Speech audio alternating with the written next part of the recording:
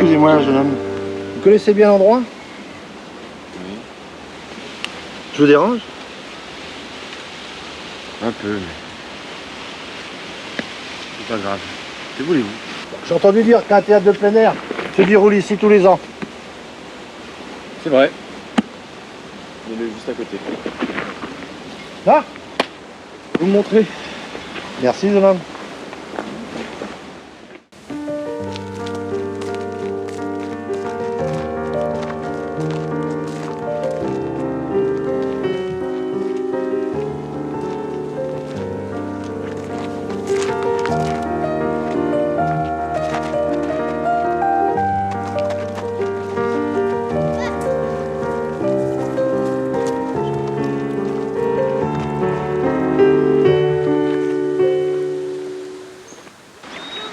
De l'été, pendant plusieurs jours, il déroule des pièces de théâtre de plusieurs compagnies. Il joue là? Oui, presque tous les temps. Fascinant. Ouais. Il vient souvent assister aux pièces. Ah, racontez-moi.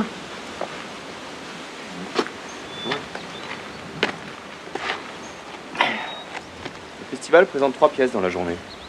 Les gens viennent quand ils veulent, ils peuvent se restaurer sur place, boire au cabanon, admirer, regarder l'étoile de quelques exposants. Et tous ces gens en vie? Oh non, pas vraiment. Et en discuter avec quelques personnes, peu sont ceux qui arrivent en vivre. L'art nourrit au sommet. Encore pas toujours, ébauche, jamais. Quel dommage. Toutes ces richesses vont faire évoluer les mentalités. Le vivier est là, on le cherche ailleurs. Voire même on l'invente. Il n'y a rien à comprendre. Faudrait que je vienne cet été assister à un de ces spectacles. Avant de te parler, je t'ai observé. Tu avais l'air égaré. C'est vrai. Plus le temps passe, moi je crois connaître la vie. Tu veux en parler? Non, pas vraiment. Qu'est-ce qui t'en empêche? Bah, je vous connais même pas. Ça, il est parfois plus facile de se confier à un inconnu qu'à un proche. La confidence n'a pas le même impact sur soi. Nous sommes entourés de violences au quotidien, des plus anodines aux plus malignes. Les guerres sans cesse prennent place. Tu ne crois pas en la justice? Non, il suffit d'avoir assisté quelquefois pour comprendre. La justice siège le pouvoir, les mensonges prennent la barre, les jurys jubilent, les témoins habiles enfoncent le clou, les victimes déguisées jouent l'émotion, les procureurs récitent et les accusés Porte le drapeau de l'omission. pour un coup. Tu veux m'expliquer? Je viens d'assister à la condamnation d'un homme pour meurtre avec préméditation d'une personne d'une quarantaine d'années. Ouais. La victime gisait dans le fossé, criblée de balles, avant d'être retrouvée par un villageois du coin qui passait par là quelques jours après. Le meurtrier a été arrêté. Dans ses aveux, il a prétexté que la victime avait frappé ses chiens et rôdé autour de sa maison. Les réactions peuvent parfois être surprenantes. Quelle a été sa condamnation? Il a pris 10 ans ferme. Seulement? Ôter la vie à quelqu'un n'est puni que de ça. Bah ouais. La victime n'était pas sans reproche, hein. Elle avait violenté ses chiens et souhaitait la dévaliser. Ah, quand même. Tu t'intéresses aux procédures judiciaires? J'ai assisté 3 fois à une cour d'assises. Ah bon? Moi, je ne peux pas voir le visage des victimes en face de leur bourreau. Je trouve ça indécent. Il n'y a pas d'indécence lorsque j'y assiste. Ah, tu ne dis pas ça pour toi? Bah alors pour qui? Je ne sais pas. Je le ressens comme ça. Une chose est faite. On l'a arrêté. Mais cela ne s'est pas passé pareil l'année dernière. Un homme vivait dans la vieille maison de l'Éclusier en face des Forges d'Hennebont. Depuis des années. Peu de contact avec l'extérieur, hormis quelques besoins d'usage, les courses, le médecin. Cet homme a été retrouvé pendu, proche de sa demeure. L'assassin n'a pas été retrouvé. Et pourquoi parlez-vous d'un assassin? C'est un suicide. La presse l'a dit. La presse. L'enquête a été classée sans suite, mais c'était un meurtre. Et quand savez-vous? J'ai entendu différents sons de cloche sur cette histoire. L'affaire s'est passée dans une petite ville. Et vous savez, les journées sont longues quand on vieillit. Et on a le temps de s'intéresser, de discuter. Rien de bien de passionnant dans le délire d'imagination des gens. Il n'y a pas que des délires, et cette fois je suis sûr que non. Qu'est-ce qui vous fait dire ça? Le témoignage d'une connaissance du défunt qui se trouvait sur les lieux avant l'arrivée des services. Un indice qui devrait faire mouche. Je l'ai appris par hasard, me trouvant présent lors de cette discussion. Quel indice? Je ne peux en dire plus, l'affaire est en cours.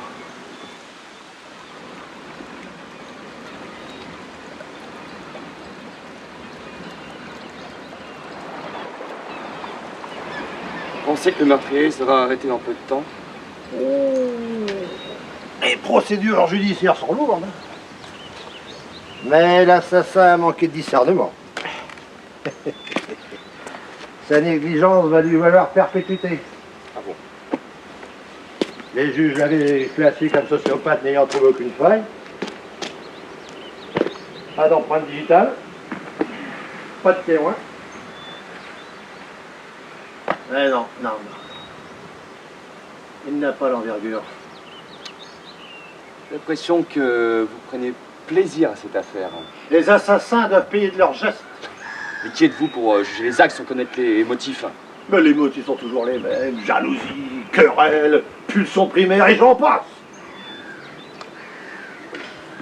Peut-être que s'il y a crime, l'assassin avait ses raisons. Comme Moi, je sais pas, moi. Une trahison, une humiliation, une demande de mourir. une demande de mourir. Peut-être que la victime, incapable d'ôter sa propre vie, a préféré faire appel à quelqu'un, non? Si c'est le cas, il y aura des circonstances atténuantes. Car il est vrai, l'homme était condamné.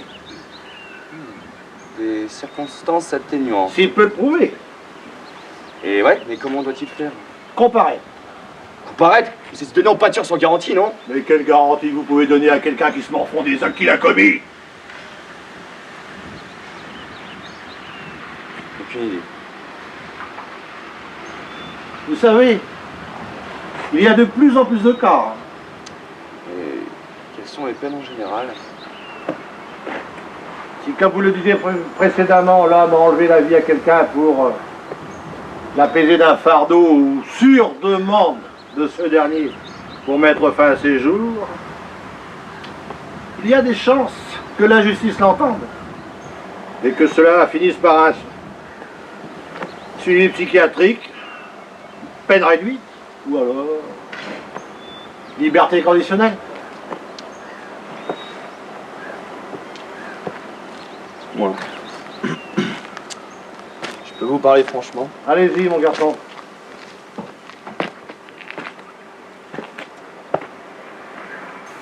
Je suis concerné dans cette affaire. Cette personne dont vous parlez était ravagée par la maladie. Le temps était compté, et ce temps était trop long pour patienter. J'ai croisé nombreuses fois cet homme, nous sommes arrivés à sympathiser.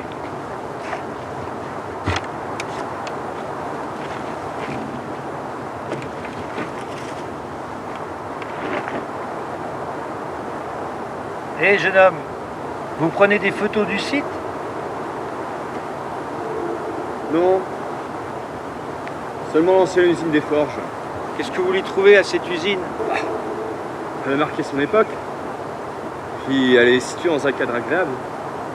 Non, je vous dis ça car moi j'ai travaillé toute ma vie dans cette usine. Ah, quelle époque! Mais j'ai de bons souvenirs. Ça devait être dur. Partout c'était dur. Nous sortions de la guerre. Il fallait trouver du travail, de l'argent. Et puis surtout, mettre de côté tout ce que nous avions vécu. Cela marque une vie. Eh oui. J'ai été appelé pour combattre l'ennemi. Cela a duré presque 2 ans. J'avais une vingtaine d'années.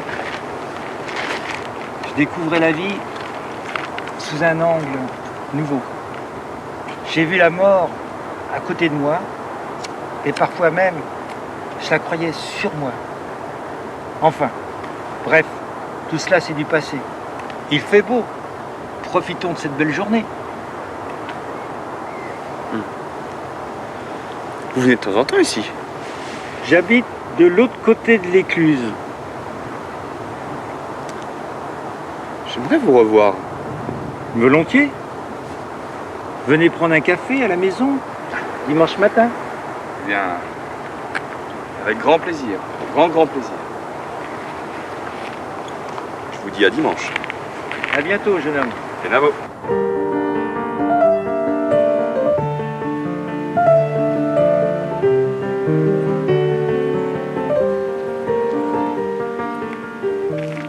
Bonjour. Ah, salut mon gars. Je vous dérange pas? Pas du tout. Je finis de ranger mon matériel. Je t'invite à prendre un café à la maison. J'ai des photos d'époque à te montrer.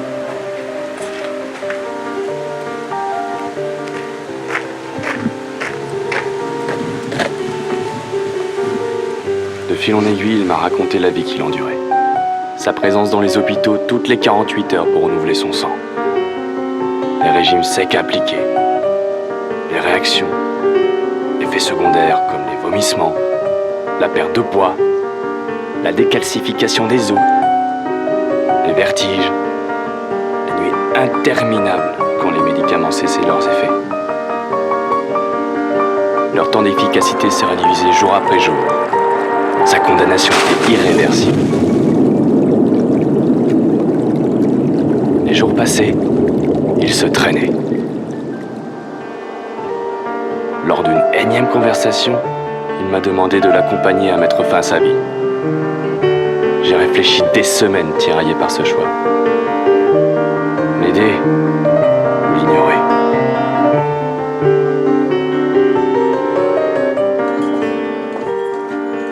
J'ai des cravates et pourtant je sais pas faire de nœud. J'aimerais bien en porter une. Ce mot dit, j'ai pris la cravate et réalisé le nœud. Ça tombe bien. Je sais les faire. Je vous montre. Un large sourire se dessina à cet instant. Voilà. 5 euros. Coup de barre. Puis je me suis absenté pour aller aux toilettes.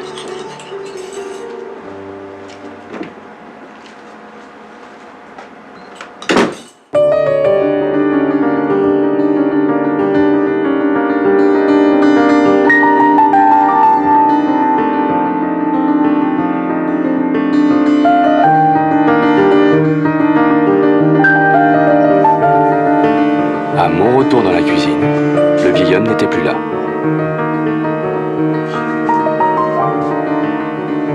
Je fis un tour d'horizon de la pièce et aperçus que la porte donnant au jardin était ouverte. Je m'y précipita et je vis à quelques mètres le vieil homme pendu à un arbre avec la cravate dont je lui avais fait le nœud quelques instants avant. Pris de peur, je suis parti sans crier gare. Je me suis arrangé pour débarrasser et laver ma tasse, sa maison isolée. Pas de voisinage aux alentours, personne, je le suppose, ne m'avait vu.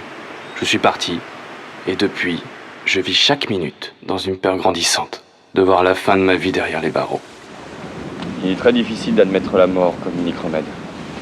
Beaucoup de personnes se trouvent dans cette situation. La médecine sait pertinemment qu'il n'y a plus rien à faire, qu'il n'y a pas de remède. Et pourtant, on les maintient quand même en vie. On ne respecte même pas leur dignité. C'est un sujet sensible, hein. Un problème d'éthique. Je ne sais pas si l'éthique se trouve là. Ce que je sais, c'est lorsque vous regardez droit dans les yeux, quelqu'un qui vit cela, vous ne pouvez pas comprendre cette prise de position. Un homme qui souffre inutilement a le droit de choisir sa sortie. C'est au vivant de l'organiser. Nous le savons, mais nous appréhendons les dérapages. De toute façon, la société est remplie d'excuses pour ne rien faire. La commission est prévue en ce sens pour respecter le souhait du malade. Diagnostic du médecin, contre-analyse, format garde-fou. Mais je vous l'accorde. Dans quelques temps peut-être, si nous ne trouvons pas de solution à la forte progression mondiale, 6,5 milliards d'individus en 2009, 9 milliards dans 30 ans, il se peut que la question ne soit plus l'euthanasie pour les personnes en fin de vie. Ben, que nous donnions une DLC à la vie humaine. Vous voyez, vous parlez de DLC. Quand on parle de vie humaine, on parle toujours de statistiques. La grande erreur de notre espèce est peut-être d'avoir oublié de mettre en exergue. Ah, vous avez gardé encore toute votre innocence pour ne pas admettre que la vie perd ses droits quand elle devient dénombrable. Nous ne partageons pas la même opinion. Mais maintenant que vous savez tout, peut-être nous dire l'indice du meurtre. Maintenant, je peux vous le dire. L'homme décédé était droitier. Le nœud a été fait par un gaucher. Je n'ai même pas pensé. Mais comment avez-vous su que j'étais concerné dans cette affaire? L'homme se déplaçait peu, mais allait fréquemment faire ses courses dans une petite alimentation de la ville, où il discutait régulièrement avec la patronne. Un jour, cette personne a dit à la commerçante « J'ai rencontré quelqu'un qui m'aide à survivre. » Et cette personne vient me voir presque tous les mercredis. Avec curiosité, la commerçante a été de vérifier de ses propres yeux cette personne mystérieuse. Le décès ayant eu lieu, elle vous a décrit?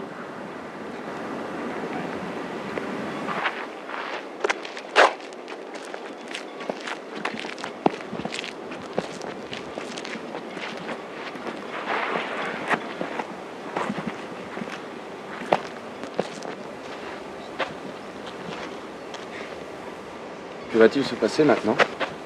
Notre rencontre n'est pas due à un pur hasard. Je suis psychiatre de la criminelle. Et mon vrai visage n'est pas celui que vous voyez en face de vous. Nous avons pensé plus judicieux de me vieillir pour faciliter notre conversation. J'avoue que si on m'avait dit qu'un jour je serais piégé par un déguisement. Il est vrai que le déguisement a été réussi, bien que ma moustache m'ait causé quelques soucis par moment. Bien, garde-la en souvenir. Je suis surpris d'avoir pu vous révéler mon secret. Et content d'avoir pu vous voir. Ne sois pas surpris, il fallait que tu te libères de ce fardeau. Tu as vécu un traumatisme. Oui, je pas touche depuis. J'ai une autre confidence à te faire.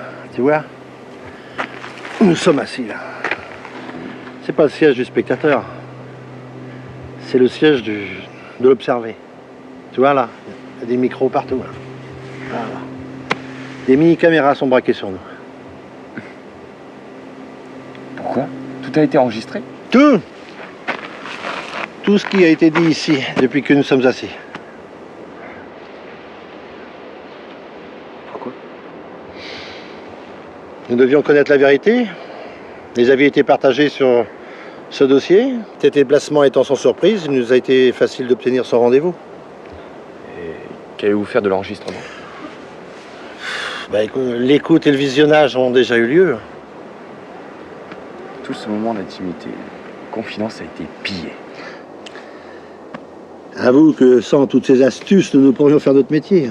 Peu de crimes sont découverts par l'aveu. Je m'en doute.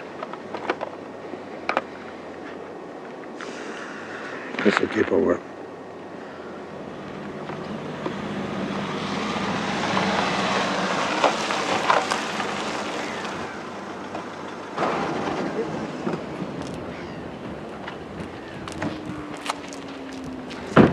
Tout ça pour moi?